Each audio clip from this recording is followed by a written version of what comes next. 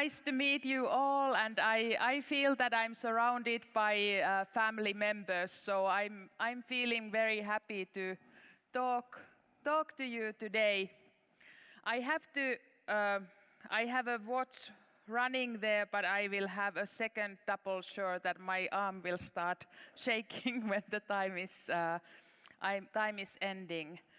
I would hope that in the States we would have the whole working group, not only me, because I'm explaining research outcomes of a work of half a dozen persons, not only me, but I can see that some of them are in the audience. I can spot Reetta there, and Marjuska is probably somewhere.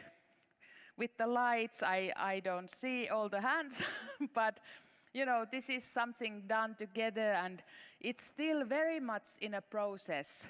So it's not going to be a kind of shiny performance that is super polished, and I'm saying that, okay, we evidence this and that and the third, but it's rather an explanation of a process with companies and demonstrating you quite practically what we have been working and doing. Our project, it's a collaboration with researchers and companies and funded by Business Finland. We are very happy for Business Finland for getting this research funding, and will be continuing also our efforts. Content Union, Zone E, Oy and Zone 2 Productions, Volvo Car and Vetteri. It's a kind of combination of companies that we are working with. And here you can see our team. So there's a lot of people and effort in this kind of exploration to what and how we can develop foresight tools for companies.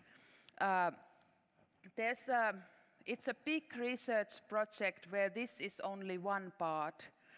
But the whole idea how we are working with is that we all the time, we do research, we test, evaluate. So very, very Bauhaus traditional process that is embedded in, I think, all of our work. You could even say more philosophically that it's hermeneutical cycle, even going far more back than Bauhaus. But I think, you know, like doing service design and seeing how the whole field has developed, I would say I could be even bold enough to argue that research is one of the generative skills of service designer. I think all over Europe we have had so much transformation of education and thinking what is the role of service designer, design in general. And with the speed of technology development, it's hard to recognize that what are the core skills that we need. And I would suggest to put research skills there in the top of the list. I'm even more bold when looking at the future. I'm saying that the paradigm has shifted for service designers, big and strong. And I think that would make a super interesting discussion. And I warn you that I have left some time for questions, so please figure out a question that you want to ask. And my question in this research process has been, can design fiction be used to facilitate future-oriented business design? It was so much fun to see in the morning Paula's presentation there. We are very much in synchron with the work we are doing. But I'm saying that designers and service designers definitely have a big role when we are not only imagining the future, when we are making the future. And I think all through my career, I have, you know, my other leg is in design and my other leg is in arts. So I'm all the time bringing lot of methods, art-based methods, performative methods, storytelling methods into design and design process. And here we were thinking that, okay, what we can do with design fiction, how we can embed art-based methods into this. What is there that could create something new, of course, into our toolbox? How we can use our intuition and how we can improvise. This resonated very well with Content Union, and Marjuska still can't there. They have been doing a lot of work in their company with these kind of methods, maybe even more than a decade already. And another question, of course, was this, that why are future resources relevant to service business? Why do you need to look at the future? Why it is relevant? How many of you are familiar with Kate Raworth donut economy? So quite many, at least 1/3. So we all know that we are using resources that are beyond planetary boundaries. So, and this affects, of course, on business models. Most of the business models, all of them, are based on growth. The idea that we need to grow and grow and grow, and that is what makes the revenue. But in reality, we have to come up with some alternatives. And I think that service designers have a big role there, because we cannot say to businesses that please stop doing what you are doing. People need their jobs, there still are stakeholders. It's not realistic option to just stop the growth. But what service designers and designers can do, maybe we can come up with alternatives. Maybe we can concretize the business scenarios. Maybe we can play with resources that we have. There is no business model without resources. You will always need resources to offer something or do something. So that's very relevant. And if there's a big disruption in your resources, that will automatically affect on your business model. I think we experienced probably all of that during pandemia. This is what happens. Now I think we are very much business as usual already after pandemia. Companies are pulling people back to offices. I don't know if consumption changed at all. In my context, living with the Santa Claus, our growth in tourism is 30% per year, which is huge. We are relatively small location, so we don't anymore have places where we put the tourists. So we stopped selling winter, we are only marketing summer. But still it's a big, very practical dilemma how this fragile environment will keep up with ever-growing tourism. What service designers can do there to facilitate the change or somehow put some limits somewhere in a way that there is still something to offer? Big question. I don't have answer to that, but I think that many of you are also sitting with very similar situations. We all know that, okay, there are limits to growth. Still, I confess I'm very much of a hedonist. I'm a designer, I love aesthetics. I simply I feel pleasure from beautiful services and products. How we shift that, how we change that, how designers can work with that. So our solution, what we started investigating, was filmmaking and world building. We were using these tools to figure out that okay, how you can create something which is concrete.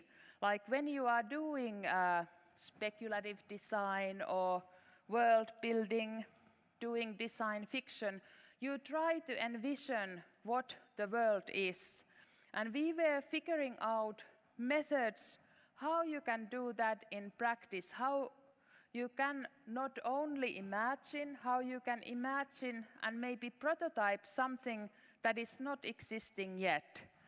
In our labs, we have been working quite many years with service prototyping and develop a kind of Syncolab technology. Some of you might have visited us or read some of the research papers, and now we are taking, how do you say, like more steps towards utilizing even more and newer technologies to do that. And these tools help us to concretize what is not there. This is something that can help you to enact and perform services in cinematic space. How we wanted to work, we were thinking that, okay, we are not so much interested in utopia, which has also a little bit of negative connotations if you think about what all is related with utopias. I think dystopia is very easy solution. Like all of us can imagine something worse. I think when we open Netflix, we can select from 10 different dystopia scenarios, like what can happen. But we decided to be optimists. We are thinking that maybe people, designers, we can come up with solutions. Of course, that's also related to the discussion of sustainability. There is a school that thinks that, okay, the growth problem is not so big because, you know, like we come up with solutions, we will solve it in the end. I have to say that I don't totally buy that explanation, but here we decided that, okay, let's do Protopia. Then we decided that let's try it out. Let's see what kind of worldview there could be. We were collaborating with the media artist who was creating us manuscript, and we played out a scenario where resources are tight, what will happen if we don't have things what we have now. And I actually created my first short film, documentary of making this Protopia. And I was very happy in the summer it was awarded in a film festival. So I can put you up a link where you can also see that how to do this, how to use this kind of tool. So we were developing something like this. How design fiction comes into world building. And here, I don't know how many of you are familiar with the concept of world building. Not so many. World building is something where you create a logic story of the future world, what happens there. For example, Art Center College in Pasadena, they have a whole master's program for world builders. They are used in television series, in gaming industry, to create a logical story, and it really has to be like a logical bulletproof because the audience won't buy it if you can see that it's not working. I think, you know, like one great example is Bridgerton. I don't know how many you are familiar with Bridgerton television series, but there is a world built for us, and it's credible, it's logical, it has its rule, how it works. So our team was engaged in a process where we started building a future world, thinking about what materials there are, what there is not, what we can use to make business, what kind of services these resources that we have, what they allow us, what we can use to provide something. And okay, that was very creative part. One of the companies, Tuukka Uusitalo, he was really into it. He's a cinematographer, and he was using that to really create a professional short film out of the scenario. But how then you combine this with especially SMEs? A lot of us probably work with multitude of companies from small to big. When you work with small companies, you are faced with a lot of challenges. For example, the time consumption that the companies can use for a case, usually it's much shorter than someone with the whole budget to that. So we went into the process of building a scenario with group of companies. First, we had a sample group of 5 companies, small, medium-sized companies that was engaged with us in this future prototyping. And more familiar faces here, you can see Essi is also somewhere here from Palvelumuotoilu Palo. And what we first kind of were doing, we created this kind of future stable, a method where you very systematically use Pestel, and you have these 3 scenarios like the utopia, dystopia, and maybe protopia as a business as usual. And we were thinking that, okay, maybe this is credible for companies when it's very systematic and engineer-like, and we do all the trends and facts in very organized way. But what happened when we were testing it out, it did not really work. It was too rigid and boring, and I think when companies had seen the film first, they were wanting to talk about that. So actually we should believe in this like a creative potential more, and the creative potential of the companies, and engage in dialogue. Also believe in the input from the companies, even using the creative methods. Because this is still a process, very much we are in a process. We had the first workshop with the companies, then we entered into a second phase where we had slightly more, bigger company. Vetteri was involved in this, and we shifted the method into more dialogical. So the results were already much better.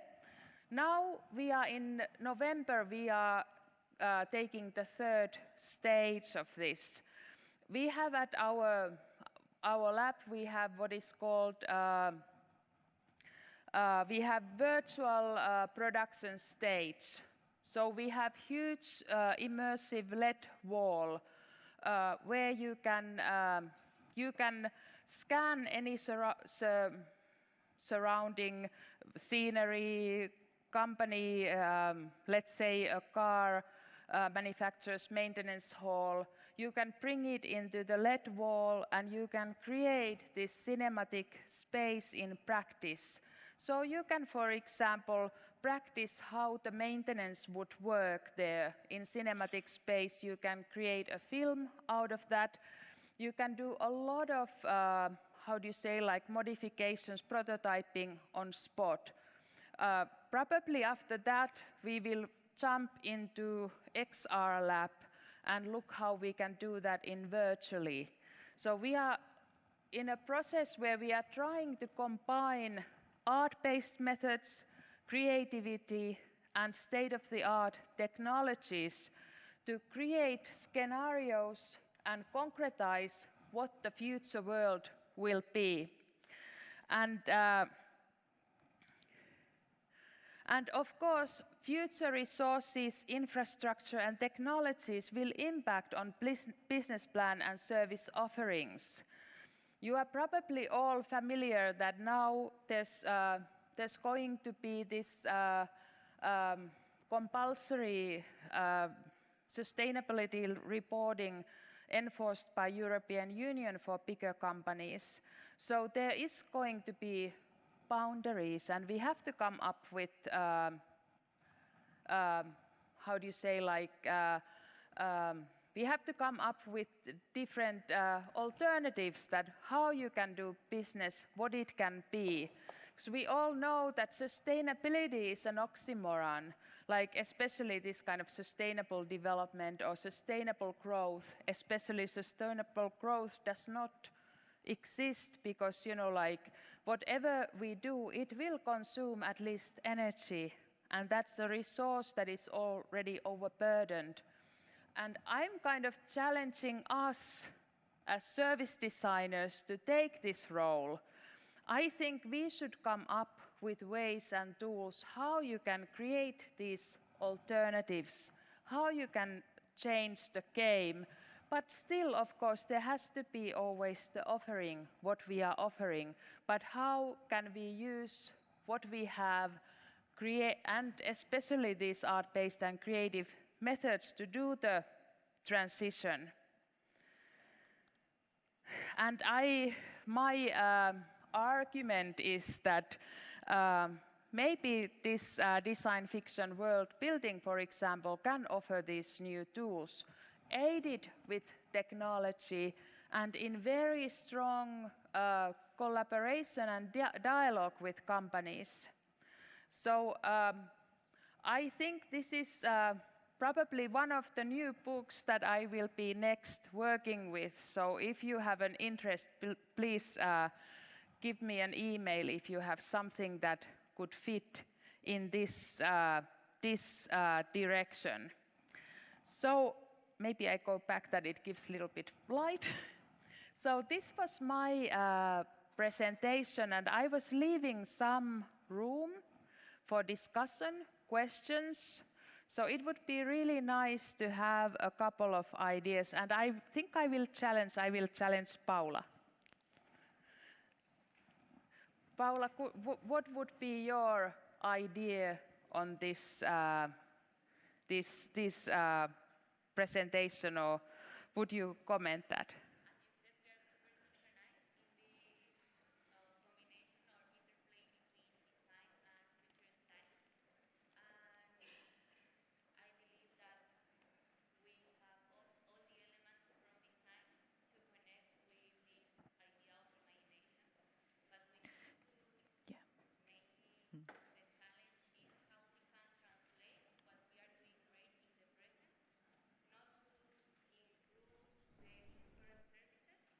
Okay, sorry, we have an online audience. So would it be possible for you to actually come on stage and share your insight? Yeah. So we have a couple of minutes for questions. Also, online people, we are with you here. Please come on stage and I'll get you a mic.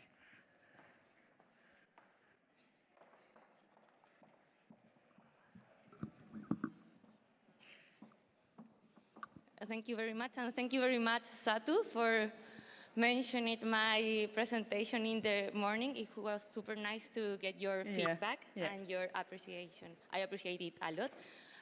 As I said, I really believe that there is a huge opportunity for design to connect these both worlds, design, future studies, and design, and maybe what I can say is that we need to understand how we can translate what we are doing great in the present to improve current services, to improve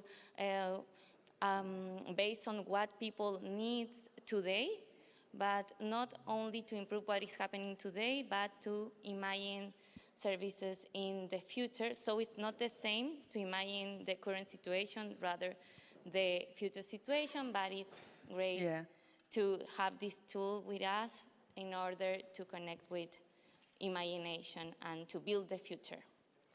Thank you, Paula. And sorry about this challenge. Yeah, no problem. We always have a solution, right? Yeah. Thank you so much for coming on stage. Extempore. Yeah. That's great. If you have more questions, we have time because we're setting up. We have a panel discussion starting in a bit, but we have time for a couple of questions. If you want to come on stage or ask a question on Ring Central, please do that. Or a comment. So anyone, please.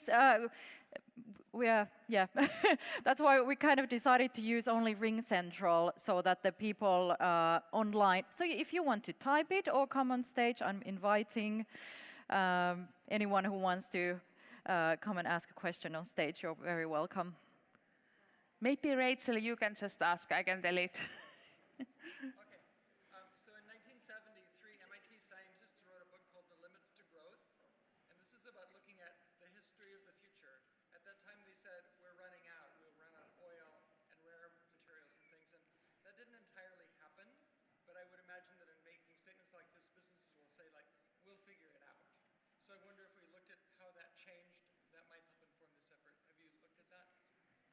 Yeah, that was a really good question that, like it's already, there has been, now I don't remember the year, but MIT Scholar Book Limits to Growth. So we have known this for a while that there are these limits, but still nothing has really happened. I think it's this hedonist side in us that, like who's going to give up something first. But I think that only the change can come through policy making and law. Like it's not voluntary act of single people, but it should be enforced by the law and policy that there would be change. So I think we need to all the time go towards decision making based on facts or the knowledge or data, and use that more also in the political decision making. Fantastic. Thank you so much, Satu. It's always a pleasure to have you in all the events I have been with you. Thank you so much. Let's give an applause.